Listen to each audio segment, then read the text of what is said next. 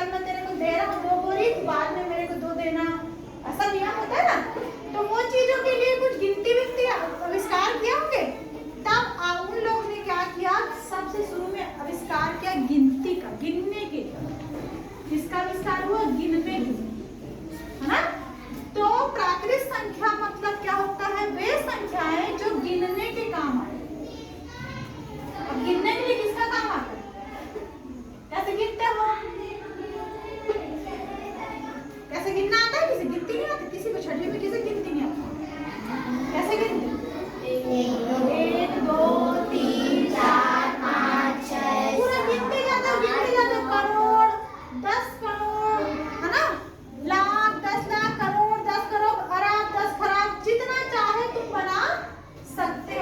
अनंत है, अनंत है कि नहीं, उसको हम रख सकते हैं क्या, नहीं, पूरा अनंत। तो अनंत को किससे दर्शाते हैं, ये डमरू को सुला दिए, तो यह हो गया अनंत। कहाँ से चालू हुआ, 1 से, शुरुआत कहाँ से हुआ, 1 से, 1 के बाद 2 आया, 2 के बाद 3 आया, 3 के बाद 4 आया, 4 के बाद 5, 5 के बाद 6 7 8 9 10, ऐसे चलते चलते चलते अरब खरब पूरा कहाँ तक आ गया, है ना, कोई सीमा ही नहीं है।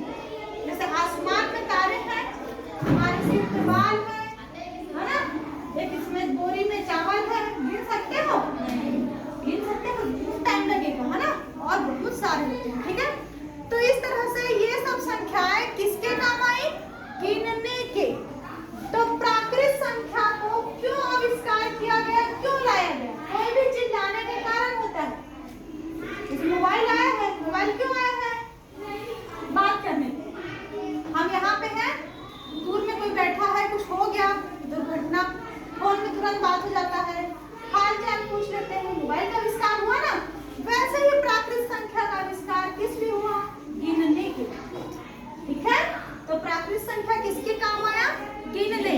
और एक चीज और तुम लोग देखे होंगे कि एक के बाद 2 आए, तो 1 में 1 जोड़े तो 2 आ गया ना, फिर 2 में 1 जोड़े तो 3 आ गया, 3 में 1 जोड़े तो 4 आ गए, 4 में 1 जोड़े तो 5 आ गए, 5 में 1 जोड़े तो 6, 6 में 1 जोड़े तो 7, 7 में 1 जोड़े तो 8।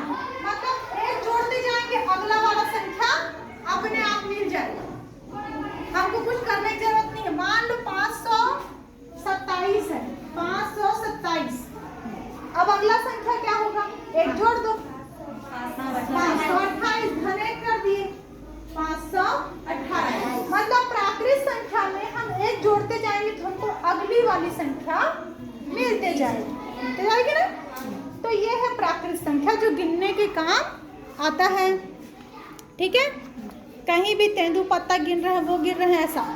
तो अब देखो प्रश्नावली में तुम्हारा बोला है सबसे छोटी प्राकृत संख्या कौन सी है, प्रश्नावली में क्या लिखा, देखो सबसे छोटी प्राकृत संख्या कौन सी है। तो शुरू जहां से शुरू होगा वही छोटा होगा कि नहीं होगा, बताओ।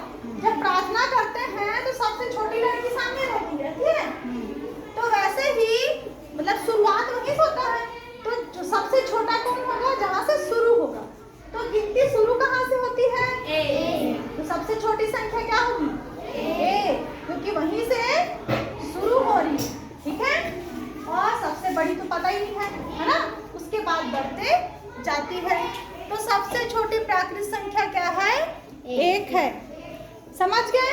प्रश्न दूसरा में बोला गया है कि हाँ कोई भी संख्या बड़ी है कि छोटी है, कैसे पहचानेंगे, इसको